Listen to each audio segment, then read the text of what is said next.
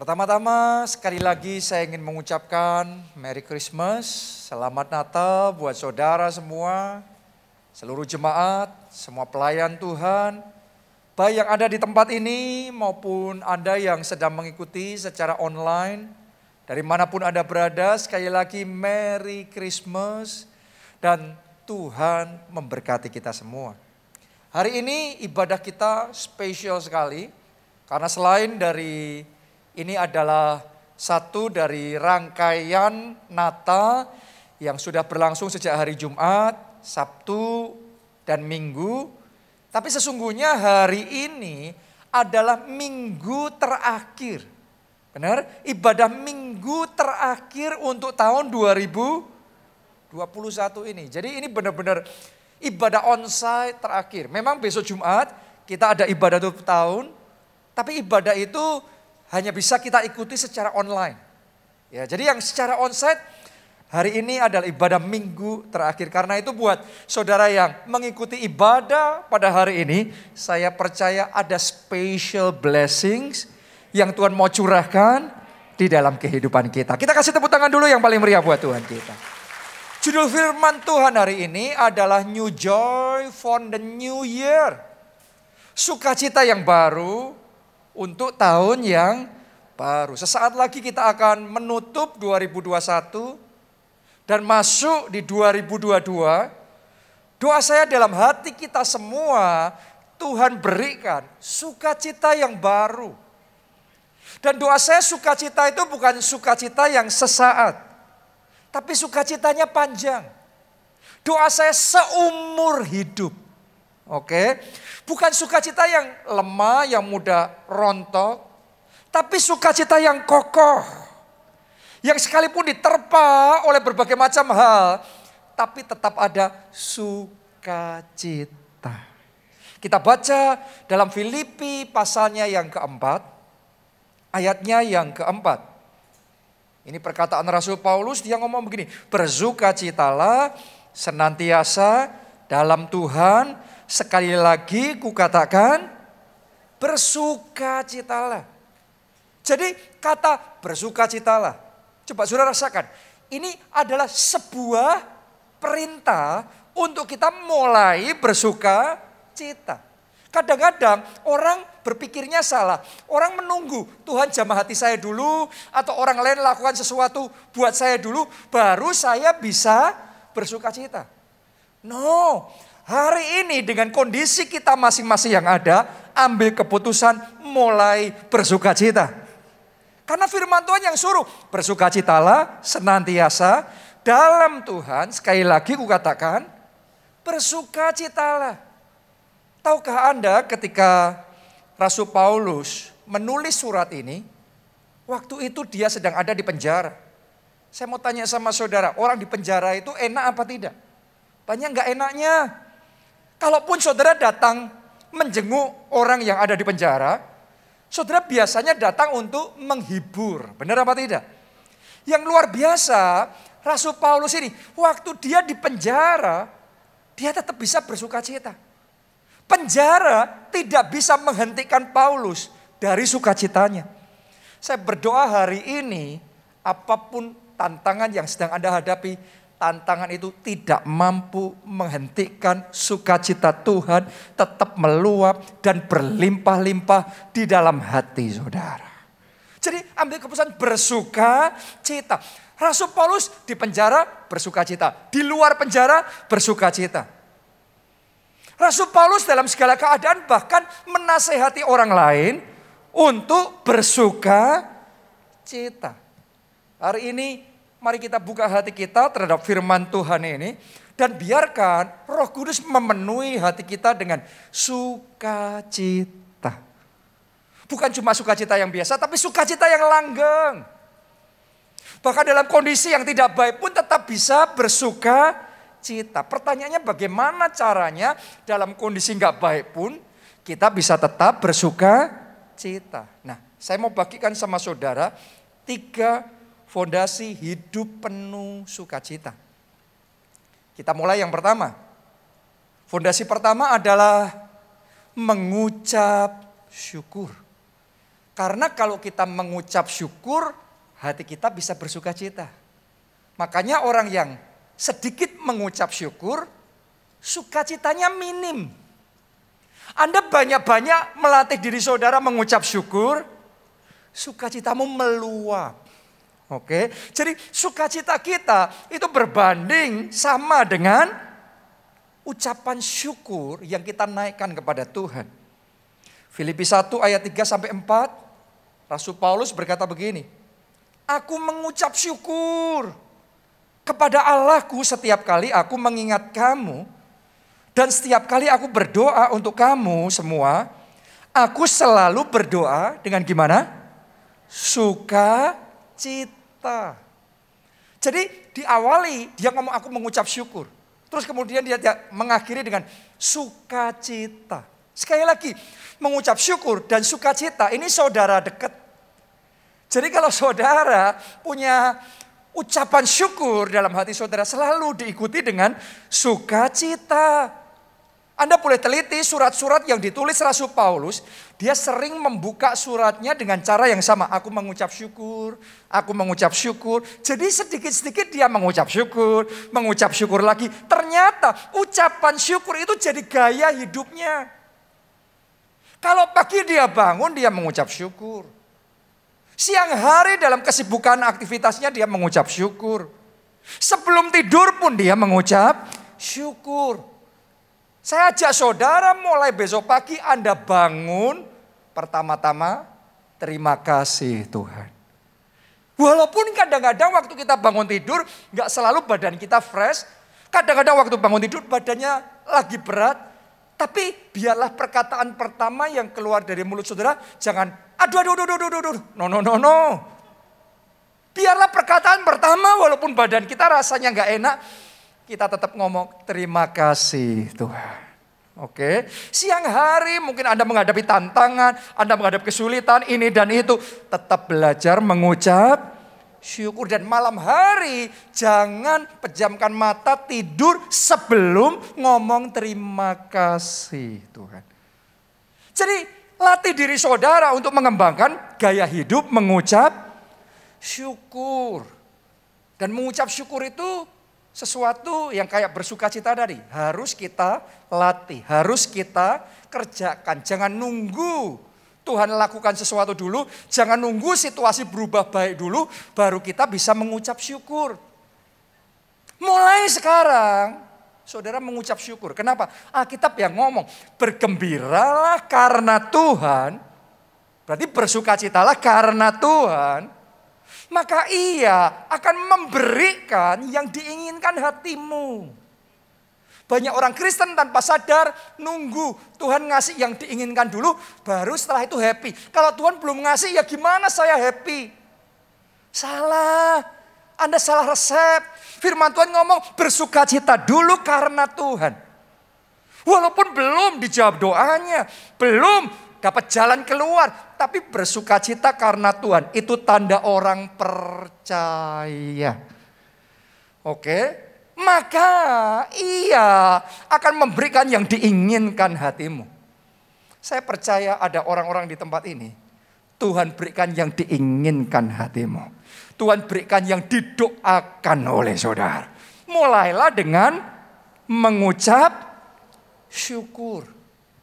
Saya mau tanya sama saudara, sudah belum Anda mengucap syukur untuk 2021 ini? Saya ajak saudara jangan akhiri 2021 ini dengan sungut-sungut, dengan hati jengkel, marah. Mari kita tutup 2021 ini dengan ucapan syukur. Untuk bulan Januari, terima kasih Tuhan. Untuk bulan Februari kemarin, syukur bagi Tuhan. Untuk bulan Maret, kita harus ngomong apa? Terima kasih Yesus. April, terima kasih Tuhan. Mei, terima kasih Tuhan. Ayo bareng-bareng semuanya. Juni, terima kasih Tuhan. Juli, terima kasih Tuhan. Agustus, terima kasih Tuhan. September, terima kasih Tuhan. Sudah capek? Ada yang sudah berhenti? Terima kasihnya sama Tuhan. Saya nggak tahu sama saudara, tapi dalam hati saya sudah mengambil keputusan tidak akan henti ucapan syukur kepada Tuhan yang sudah terlalu baik dalam hidup kita. Jadi untuk Oktober, untuk November, untuk Desember, sepanjang tahun ini, terima kasih Tuhan. Ayo tepuk tangan, ucapan terima kasihnya sama Tuhan yang lebih meriah lagi, karena Tuhan sangat baik bagi kita. Jadi jangan lupa belajar mengucap syukur. Terus kita mengucap syukurnya gimana? Dalam hal apa saja? 1 Tesalonika 5 ayat 16 sampai 18. Bersukacitalah senantiasa, tetaplah berdoa. Ada yang sedang alami masalah, ini nasihat buat kita semua. Bersukacita senantiasa, tetap apa? Berdoa. Ayat yang ke-18, mengucap syukurlah dalam segala hal. Sebab itulah yang dikehendaki Allah di dalam Kristus Yesus bagi kamu. Saya ajak saudara mengucap syukur dalam segala hal. Hari ini mengucap syukurlah untuk keluarga yang Tuhan berikan. Mengucap syukurlah untuk pekerjaan saudara. Mengucap syukurlah untuk kesehatan. Bahkan jangan lupa, mengucap syukur kita masih bernafas hari ini. Saudara harus sadari bahwa banyak orang tidak bisa melalui 2021 ini loh. Masih ingat nggak, baru beberapa bulan yang lalu, belum terlalu jauh. Bulan Juni, Juli kemarin, Indonesia sedang genting-gentingnya. Tiap hari kita dengar suara ambulans terus. Dan itu buat stres banyak orang. Banyak orang tercekam dalam ketakutan. Artinya kalau kita diluputkan, kita masih bisa nafas hari ini. Semuanya anugerah Tuhan yang luar biasa. Karena itu mari kita mengucap syukur. Gak semua bisa melalui 2021. Kalau saudara dan saya bisa melalui tahun ini, mari kita ngomong sama Tuhan, terima kasih Tuhan. Mengucap syukurlah dalam segala hal. Dalam keadaan baik, dalam keadaan gak baik. Mari mengucap syukur. Pertanyaannya bagaimana kita bisa mengucap syukur kalau keadaan gak baik? Yang pertama, belajar miliki hati yang fleksibel. Orang kalau hatinya fleksibel, gampang mengucap syukur. Tapi kalau kita kaku hati, yang terjadi apa sedikit kita sudah jengkel, kita sudah marah, maka susah mengucap syukur. Gak pas sama hati kita gak enak, gak kejadian yang seperti kita mau, kita langsung marah. Orang yang kayak gitu susah mengucap syukur. Mulai hari ini belajar punya hati yang fleksibel. Sehingga gitu juga bisa bersuka cita. Gini pun juga bisa bersuka cita. Bisa mengucap syukur. Itu yang dialami oleh Yusuf dan Maria. Pada waktu itu momen buat Maria melahirkan bayi Yesus. Saya mau tanya sama saudara yang sudah punya anak. Benar enggak? Biasanya anak yang pertama, orang tua itu mau give the best. Ya, namanya juga anak yang pertama, wah disiapin semuanya dan macam-macam. Ya, saya yakin Yusuf dan Maria juga sama. Mereka mau kasih yang terbaik buat anaknya. Tapi masalahnya situasi tidak memungkinkan. Yang mereka cari hotel nggak ada. Ya sudah cari losmen, cari penginapan yang pokok asal ada. Atau tinggal di rumahnya siapa yang masih mau menampung. Ternyata tidak bisa. Yang ada apa? Kandang. Kandang binatang. Yang mereka harapkan kota bayi yang baik. Tapi yang tersedia adalah palungan. Coba saudara renungkan. Mereka mau ngasihnya yang terbaik buat anaknya. Tapi yang ada kayak gitu. Kalau hati mereka nggak fleksibel, mereka bisa kecewa sama Tuhan, mereka bisa jengkel, mereka bisa sungut-sungut, mereka bisa protes, mereka bisa ngomong, Tuhan, katanya engkau ngirim malaikat Gabriel kepadaku dan ngomongnya salam, hai engkau yang dikaruniai, hai engkau yang diistimewakan, hai engkau yang dapat favor Tuhan. Mana favornya? Kenyataannya mau melahirkan saja kok menderita banget. Anak pertama saja kok ngenes sekali. lahir di kandang yang hina, ada di palungan. Saudara boleh memilih melihat dengan cara seperti itu, tapi tidak dengan Yusuf dan Maria. Walaupun mereka mengalami hal yang tidak enak seperti itu, tapi buat mereka tetap mengucap syukur sama Tuhan. Kalau ada penginapan, puji Tuhan. Nggak ada pun Tuhan tetap baik. Oke, ada kota bayi yang bagus, haleluya. Nggak ada pun adanya palungan, ya sudah, ini masih bisa dibersihkan, masih bisa dipakai. Terima kasih Tuhan. Itu ucapan syukur. Dan saudara harus ngerti, hidup yang penuh ucapan syukur kayak gitu, ada kuasa yang besar. The power of thanksgiving. Sudah lihat, karena mereka bisa mengucap syukur, Tuhan kirimkan penghiburan. Penghiburannya apa?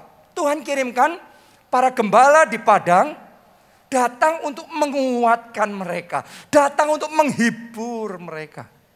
Bukan cuma itu, Tuhan juga kirimkan orang-orang Majus dari timur untuk mempersembahkan emas, kemenyan, dan mur. Sehingga waktu mereka nanti dalam perjalanan, mereka nggak kekurangan. Semuanya sudah tersedia. Jadi penyediaan Tuhan dimulai dari hati yang mengucap syukur. Hari ini kalau Anda sedang mengalami kekurangan, Anda sedang dalam keadaan yang tidak enak, mari belajar hati kita fleksibel. Tuhan, Engkau tetap baik.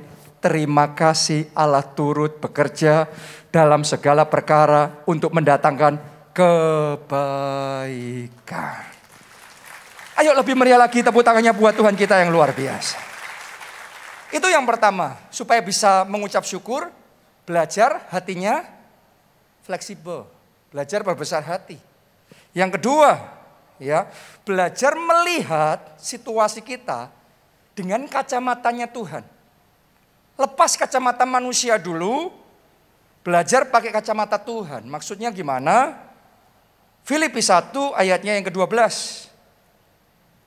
Rasul Paulus berkata begini, aku menghendaki saudara-saudara supaya kamu tahu bahwa apa yang terjadi atasku ini. Tadi kita sudah belajar, apa sih yang terjadi atas Paulus? Dia di penjara. Jadi dia ngomong tentang situasi bahwa dia sedang di penjara. Apa yang terjadi atasku ini justru telah menyebabkan kemajuan Injil. Coba Anda lihat cara Paulus melihat situasinya, dia sedang di penjara, justru dia ngomong ini menyebabkan kemajuan Injil. Ini orang yang bisa melihat situasinya dengan kacamata Tuhan. Sama-sama di penjara yang sama, tapi kalau pakai kacamata manusia, kebanyakan, mungkin Paulus ngomongnya beda. Paulus akan berkata, Tuhan kan aku sudah melayani, kok di penjara? Kan aku sudah setia, aku cinta Tuhan, aku memberikan yang terbaik buat Tuhan, kok diizinkan ngalami yang kayak gini? Berapa banyak manusia seringkali ngomong seperti itu.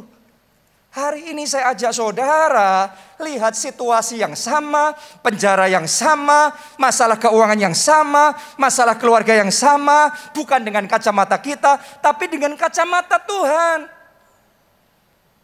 Seperti apa kacamata Tuhan itu? Filipi 4 ayat yang ke-8.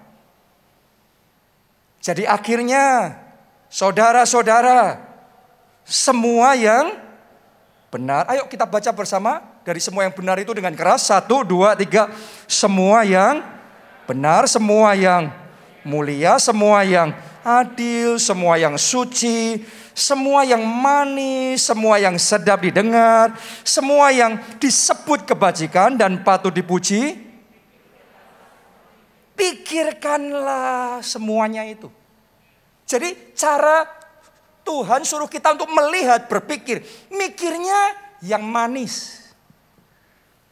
Selama ini yang lebih banyak Anda pikirkan yang manis seperti yang Tuhan suruh, kacamatanya Tuhan. Atau banyak mikirnya yang pahit-pahit. Pengalaman yang pahit-pahit.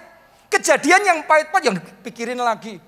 Waktu lagi tidur di ranjang, mikirin lagi, diulang-ulang lagi. Gak heran susah untuk mengucap syukur. Karena ngelihat situasinya selalu dengan kacamata yang salah. Hari ini buka hati saudara, terima firman Tuhan, pikirkan yang manis. Pikirkan yang sedap didengar. Pikirkan yang patut dipuji. Pikirkan yang disebut dengan kebajikan. Pikirkanlah semuanya itu. Kalau Anda mikirnya dengan kacamata Tuhan seperti itu, dari hati ini bisa tulus meluap ucapan syukur, terima kasih Tuhan.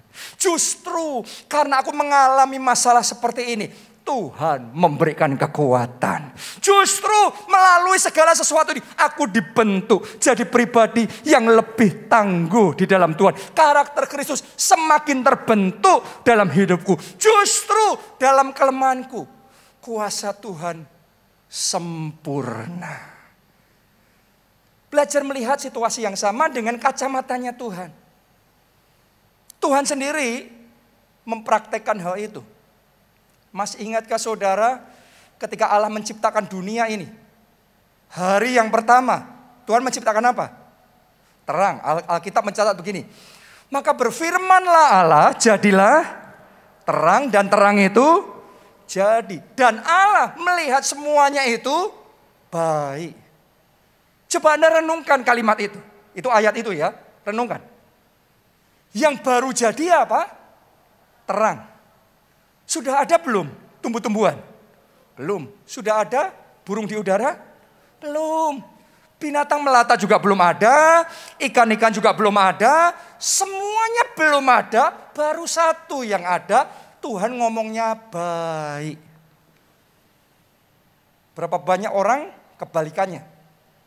Ini ada, itu ada. Ini ada, itu ada. Hanya beberapa yang nggak ada. Sudah proses kok gini. Ngomongnya nggak baik. Cara melihatnya beda. Hari ini saya berdoa mata rohani kita diberkati, diurapi. Sehingga mulai hari ini ketika Anda melihat hidup saudara, Anda bisa melihat hidupmu dengan kacamata Tuhan. Dan katakan baik, semuanya baik. Keluargaku baik, semua yang Tuhan kerjakan dalam hidupku baik. Karena itu terima kasih Tuhan. Haleluya. Jadi hari ini belajar mengucap syukur. Saya nggak tahu kenapa firman Allah ini disampaikan. Tapi yang saya yakin ada orang-orang di tempat ini yang hari-hari ini hati saudara sedang banyak uring-uringan. Banyak jengkelnya, marahnya. Dan hari ini firman Tuhan mengingatkan kita semua mengucap syukur. Ayo jangan tutup tahun ini dengan keadaan hati yang salah. Mari kita akhiri 2021 ini dengan ucapan syukur dan limpah ucapan syukur kepada Tuhan. Maka hatimu akan meluap dengan sukacita. Itu yang pertama. Yang kedua sekarang. Fondasi yang kedua, hidup yang penuh sukacita adalah belajar move on dari masa lalu. Belajar let go yang sudah lalu dilepaskan. Move on, bergerak maju ke depan. Filipi 3 ayat 13 sampai 14. Saudara-saudara, aku sendiri tidak menganggap bahwa aku telah menangkapnya. Tetapi ini yang kulakukan. Perhatikan rahasia Rasul Paulus ini. Aku melupakan apa yang telah di belakangku. Dan mengarahkan diri kepada apa yang di hadapanku. Dan berlari-lari kepada tujuan untuk memperoleh hadiah. Yaitu panggilan surgawi dari Allah dalam Kristus Yesus. Jadi kenapa Paulus hatinya bisa terus penuh dengan sukacita? Karena dia belajar melupakan apa yang telah lalu. Sudah tahu nggak masa lalunya Paulus seperti apa? Sebelum jumpa Yesus, dulu namanya Saulus. Dan dia adalah seorang penganiaya umat Tuhan. Bahkan ketika Stefanus dilempari di rajam batu sampai mati, Alkitab mencatat Saulus di situ menyetujui itu.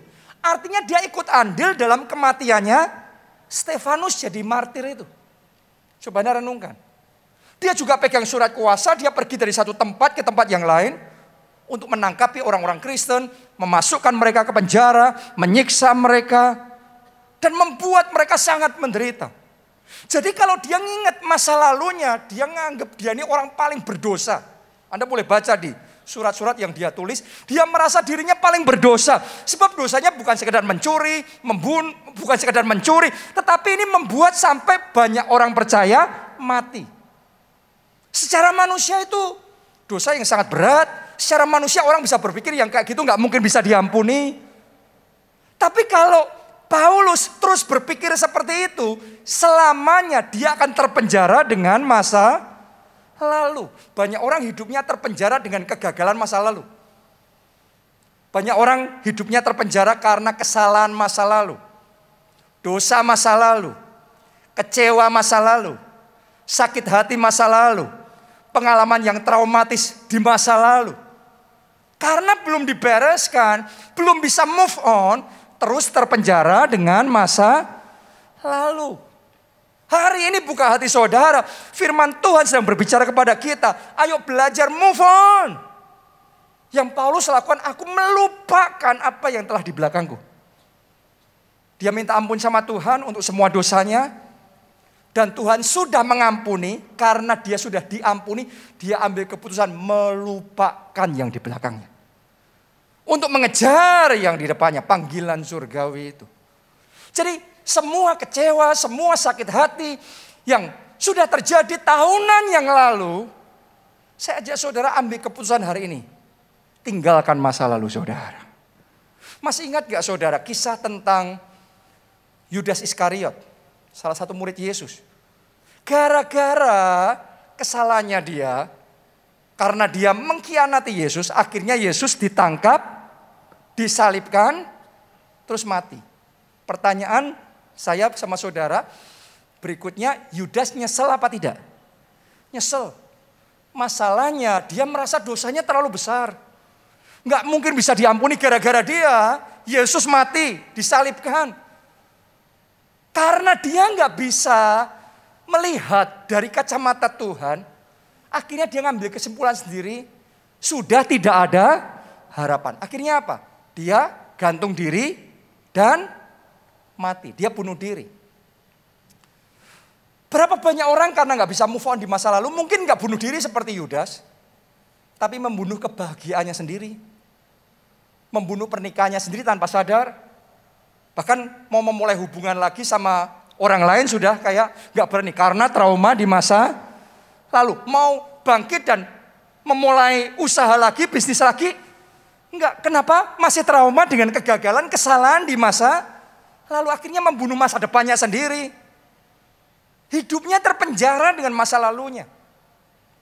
Masih ingatkah saudara juga kisah tentang Ahitofel? Penasihat Raja Daud. Ini orang brilian sekali. Bukan cuma brilian, tapi dia juga punya kepekaan luar biasa sekali. Sampai Alkitab ngomong, petunjuk dari Ahitofel disamakan dengan petunjuk langsung dari Tuhan. Wow, seberapa hebatnya. Jadi waktu itu kalau saudara datang sama Ahitofel, dia ngomong sesuatu sama saudara, itu kayak Tuhan sendiri yang ngomong. Artinya perkataannya akurat sekali. Dia ngomong A, kejadiannya A.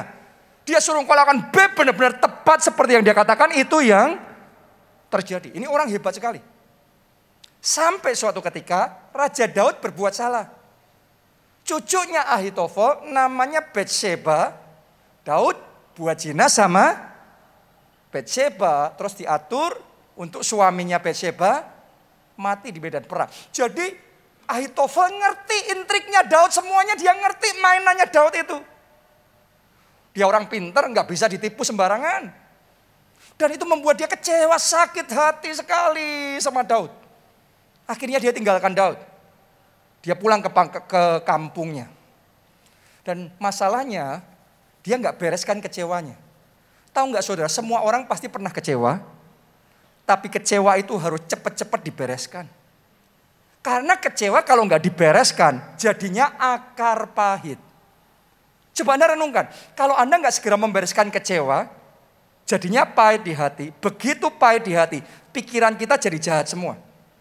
Orang baik tapi pikirannya bisa jahat. Kenapa? Dirusak dengan akar pahit. Tiba-tiba yang ada di otak kita, gimana balas dia? Dia juga harus ngerasain yang kita rasain. Jadi jahat pikirannya karena akar pahit. Itu yang dialami oleh Ahitofel, orang hebat ini. Dan tiba-tiba dia melihat kesempatan terbuka. Anaknya Daud, siapa? Absalom, bangkit mengkhianati Daud. Buat Ahitofel ini kesempatan nih. Dulu kamu ngerusak keluargaku, sekarang gantian. Ya, ini kesempatan. Yang Ahitofel nggak sadari, Daud memang berbuat salah, berbuat dosa. Tapi Daud sudah bertobat. Kalau saudara jadi Tuhan, orang berbuat salah, berbuat dosa, terus bertobat, diampuni apa tidak? Diampuni. Daud sudah diampuni. Tapi Ahitofel masih jengkel, masih marah. Tapi Daud sudah diampuni sama Tuhan. Akhirnya Ahitofel bergabung dengan Absalom, menyerang Daud dan kalah. Matinya mengenaskan. Saya juga sudah berpikir dari sisinya Ahitofel ya. Kalau melihat semua kejadian itu dari sisinya Ahitofel, kita bisa teriak loh. Nggak adil, not fair. Kan bukan aku yang mulai, Daud yang mulai. Dia yang cari gara-gara, dia yang rusak keluargaku. Aku kan cuma membalas. Berapa banyak dari saudara yang kadang berteriak, not fair, nggak adil. Tahukah saudara, dalam dunia ini, selama kita masih hidup di dunia ini, akan banyak ketidakadilan. Keadilan sejati hanya kita temukan di dalam Tuhan. Amin. Dan nanti keadilan yang sejati kita alami waktu di surga.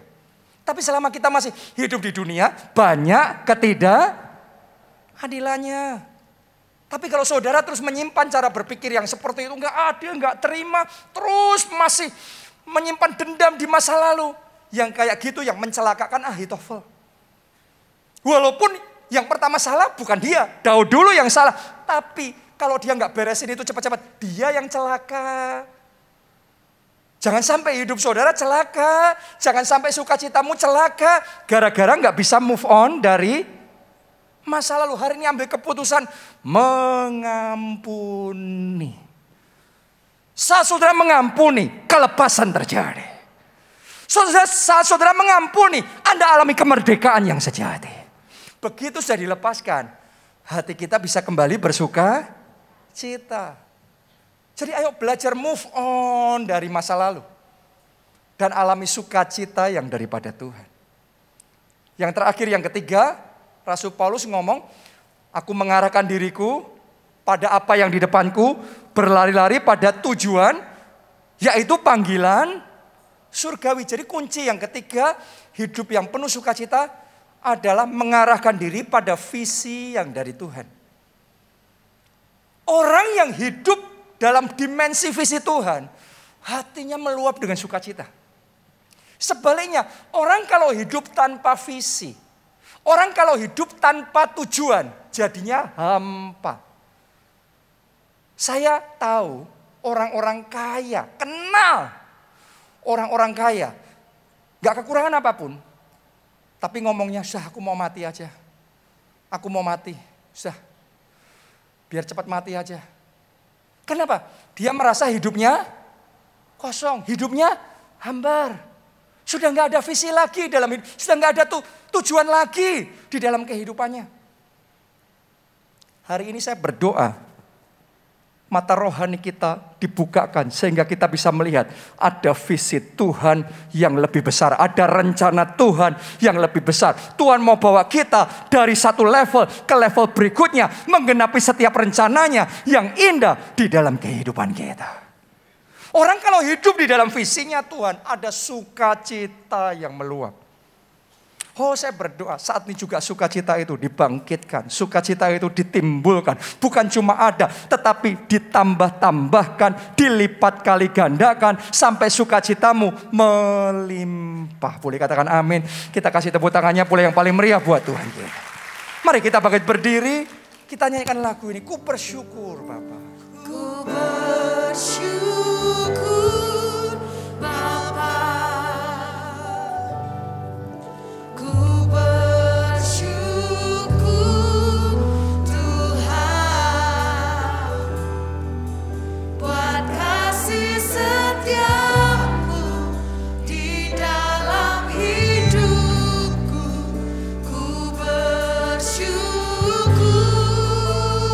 Angkat dua tanganmu, katakan bersama-sama.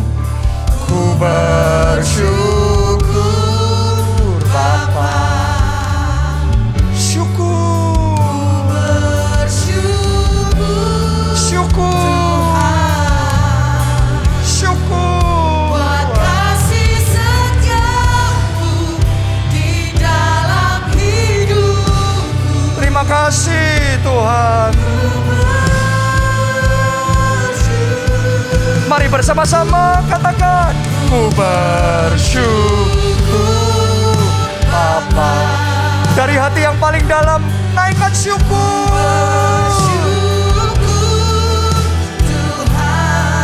Thank you Father. Thank you Lord Jesus. Terima kasih Tuhan. Syukur, syukur, syukur.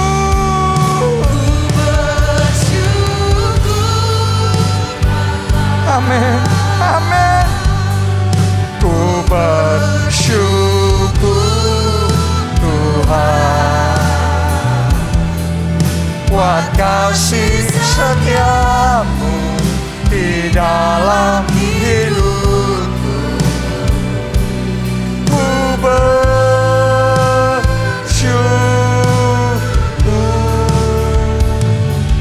Tuhan. Ini yang Tuhan mau kerjakan dalam hati kita. Tuhan mau curahkan sukacitanya, sehingga hidup kita meluap dengan sukacita yang baru. Di tahun yang baru nanti, tidak dengan sukacita yang lama, tapi disegarkan dengan sukacita yang baru. Dan saya berdoa itu jenis sukacita yang langgeng, yang kokoh, yang kuat. Tapi tahukah saudara bahwa Yesuslah sumber sukacita itu. Kalau ada Yesus dalam hati saudara, maka sukacita itu tersedia. Karena itu buat saudara yang belum pernah undang Yesus jadi Tuhan dan Juru Selamatmu, mari buka hati saudara. Mari angkat dua tangan saudara, ikuti doa ini. Katakan, Tuhan Yesus, masuklah dalam hatiku, jadi Tuhan dan Juru Selamatku. Ampuni dosa-dosaku, selamatkan hidupku. Mulai sekarang, aku serahkan hidupku jadi milik Tuhan Yesus. Aku percaya dosa-dosaku sudah diampuni dan aku sudah diselamatkan. Terima kasih Tuhan Yesus. Amin. Yang kedua, di akhir tahun ini kita akan ambil beberapa menit untuk mengucap syukur sama Tuhan. Saudara mau? Siapa yang mau belajar untuk mengucap syukur atas semuanya yang ada? Mari belajar melihat hidupmu dengan kacamata Tuhan. Lihat yang baik, lihat yang patut dipuji, yang disebut kebajikan, lihat yang positif, lihat yang manis. Anda yang mau mengucap syukur, kita angkat dua tangan kita. Katakan ini kepada Tuhan. Tuhan Yesus, aku mau belajar untuk mengucap syukur atas semua yang sudah terjadi, semua yang sedang Tuhan kerjakan, dan semua yang Tuhan akan buat. Terima kasih Tuhan. Mari semuanya angkat doa saudara, angkat ucapan syukur saudara. Katakan terima kasih ya Tuhan, untuk keluarga, untuk istri, untuk suami, untuk anak-anak, untuk orang tua. Terima kasih Tuhan, untuk kesehatan, untuk nafas. Kami masih bisa bernafas hari ini. Terima kasih Tuhan, untuk kekuatan dalam menghadapi masalah. Terima kasih ya Tuhan, untuk hikmat yang Kau beri, untuk anugerah, untuk semua kasih setiamu, untuk semua kasih karunia-Mu.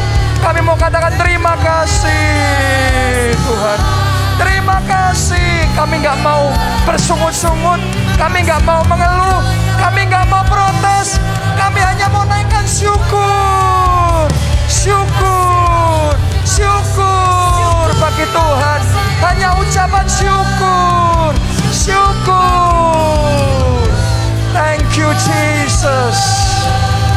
katakan terima syukur Bapa. Ku bersyukur Tuhan. Dari hatimu yang meluap katakan, ku bersyukur Tuhan buat kasih setiamu di dalam hidupku. Ku bersyukur,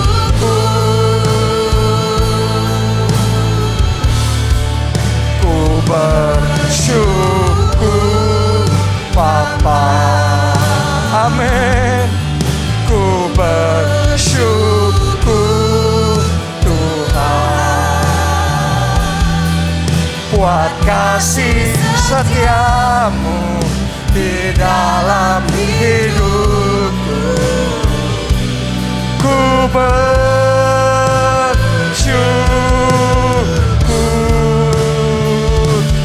Tuhan. Mari yang terakhir, yang terbaik, kita lambaikan dua tangan kita, katakan ku bersyukur Bapa. Ku bersyukur Tuhan. Terimalah ya Tuhan dari tempat ini ucapan syukur dari hati kami, dari umat-Mu ini. Ucapan syukur, syukur, syukur bagimu Tuhan, syukur. Ku bersyukur Bapa. Ku bersyukur Tuhan. Haleluya, haleluya.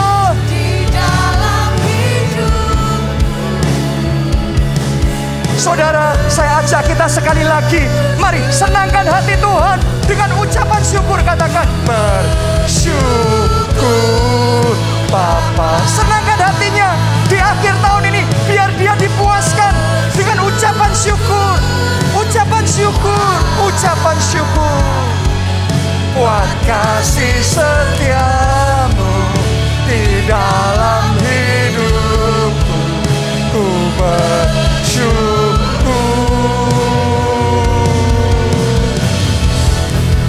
ku bersyukur Bapa. Ku bersyukur Tuhan buat kasih setiamu di dalam hidupku. Ku bersyukur,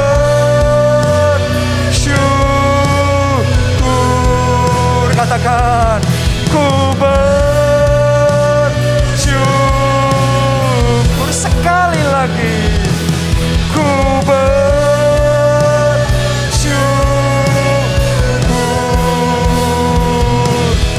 Tuhan.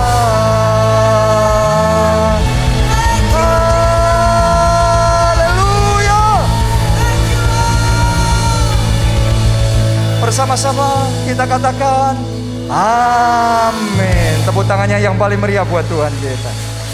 Jangan lupa besok Jumat kita ibadah tutup tahun mulai jam 10 malam dan hanya secara online. Terus kemudian hari Minggunya kita akan ada ibadah perdana untuk 2022 dan itu akan jadi ibadah yang spesial karena akan ada perjamuan kudus. Akan ada juga pengurapan berkat awal tahun. Jadi Anda gak mau melewatkan itu, pastikan Anda menerima blessing yang spesial dari Tuhan. Amin. Sekali lagi kita kasih tepuk tangannya yang paling meriah. Dan kita angkat dua tangan kita, terima berkat ini. Diberkatilah saudara oleh Tuhan. Diberkatilah keluargamu oleh Tuhan. Diberkatilah studi dan pekerjaan saudara oleh Tuhan. Diberkatilah kesehatan dan masa depan saudara oleh Tuhan. Dan diberkatilah pertumbuhan rohani serta pemberitaan Injil saudara oleh Tuhan. Sehingga melalui kesaksianmu, keluargamu diselamatkan. Melalui pemberitaan Injilmu, teman-teman bahkan sebanyak mungkin orang dipertobatkan. Dalam anugerah Allah Bapa, cinta kasih Yesus Kristus, dan persekutuan dengan Roh Kudus sekarang sampai selama-lamanya. Mari bersama-sama katakan, amin.